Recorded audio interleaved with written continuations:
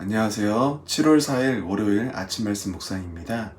오늘도 하나님의 말씀 앞에 나오신 성도님들을 주님의 이름으로 축복합니다.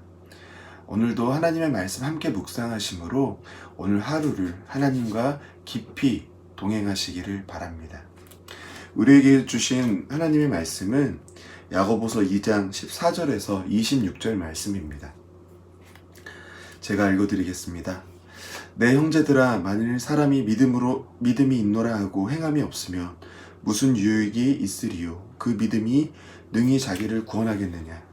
만일 형제나 자매가 헐벗고 일용할 양식이 없는데 너희 중에 누구든지 그에게 이르되 평안히 가라, 덥게 하라, 배부르게 하라 하며 그 몸에 쓸 것을 주지 아니하면 무슨 유익이 있으리요?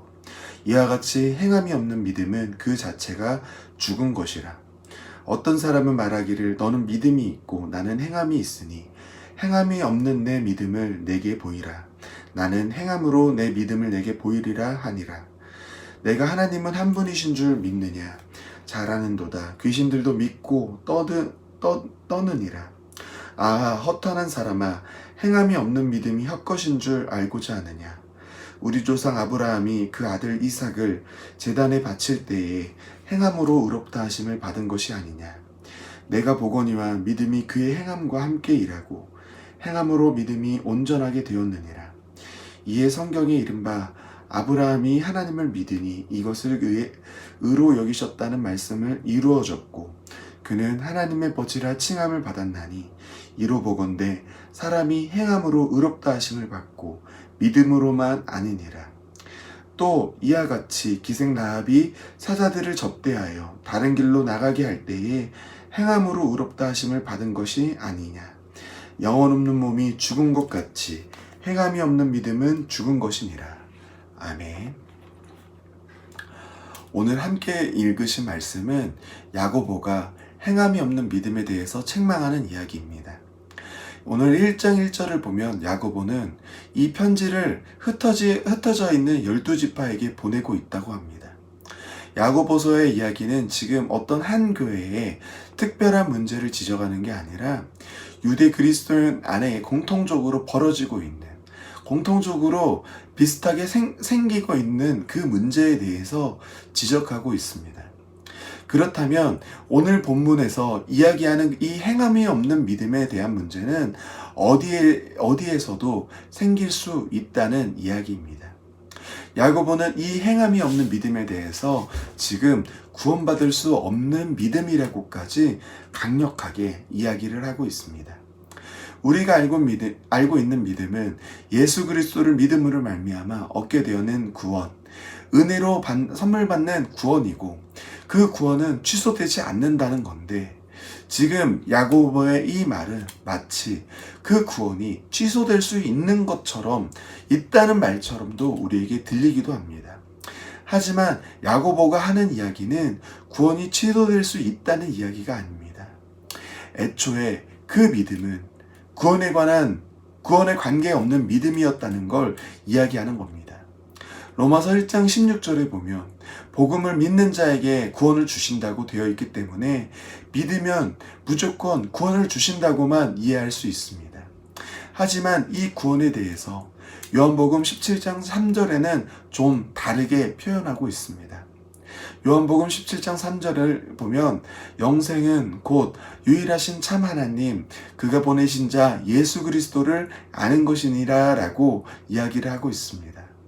이렇게 구원에 대해서 다르게 표현하고 있는 겁니다. 구원은 영원한 생명을 허락받은 걸 이야기합니다. 구원과 영생은 같다는 말입니다. 그럼 그 구원과 영생을 얻는 방법도 같다는 이야기가 될 것입니다. 요한복음 17장 3절은 구원을 받은 방법인 믿음이 바로 하나님과 예수 그리스도를 아는 것이라고 합니다. 그럼 성경은 지금 믿음이라는 단어의 설명을 그 대상을 아는 것이라고 표현한다는 것입니다. 기독교의 믿음은 대상이 믿을 만한 분이기 때문에 믿는 것입니다.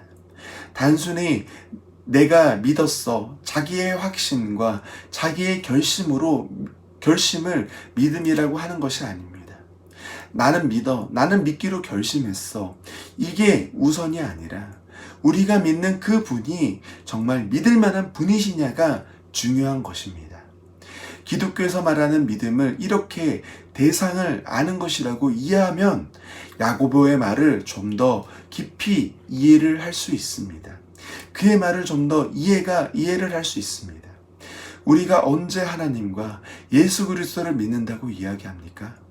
우리를 향하신 그 은혜와 그 사랑을 깨닫게 되었을 때 우리는 아멘, 주님, 내가 믿습니다. 나를 향한 그 사랑에 제가 감사합니다 라고 반응합니다. 우리를 향하신 그 사랑과 그 은혜, 그리고 하나님의 자녀로 바라보시는 그 기대를 알아서 믿는 건데 어떻게 그 믿음 안에 행함이 없을 수 있겠습니까? 믿음은 믿음의 대상을 따르겠다는 말입니다. 그가 옳다는 증거입니다. 그가 옳다는 말입니다. 그렇게 하나님의 도를 인정하는데 그 도를 따르지 않는다는 것은 지금 제대로 알고 있지 않다는 것입니다. 제대로 알지 못하니 제대로 믿지도 못하는 것입니다. 야고보는 그렇게 지금 이런 제대로 믿지 못하고 있는 믿음이 어떻게 자기를 구원할 수 있겠냐는 질문을 우리에게 던지고 있습니다.